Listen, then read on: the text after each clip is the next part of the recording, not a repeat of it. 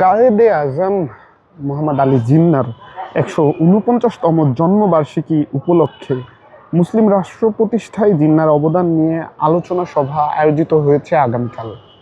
এই আলোচনা সভাটি অনুষ্ঠিত হবে জাতীয় প্রেস ক্লাবের আকরাম খান হলে এবং সেই আলোচনা সভা শুরু হবে আগামীকাল সকাল 10:30টায়। এই আলোচনা সভায় আলোচক হিসেবে থাকবেন নাগরিক পরিষদের আহ্বায়ক মোহাম্মদ শামসুদ্দিন এবং সভাপতিত্ব করবেন নবাব সলিমুল্লাহ একাডেমি প্রধান মোহাম্মদ আব্দুল জব্বার।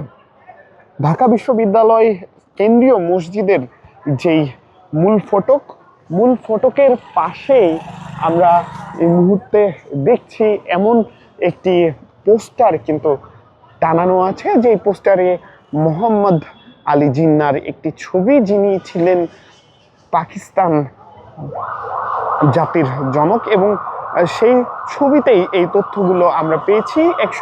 ১৪৯তম জন্মবার্ষিকী উপলক্ষে মুসলিম জাতির জন্য যে অবদান তিনি রেখেছেন সেই অবদানকে স্মরণ করে আগামীকাল আলোচনা করা হবে জাতীয় প্রেস ক্লাবের আকরাম খাঁ হলে।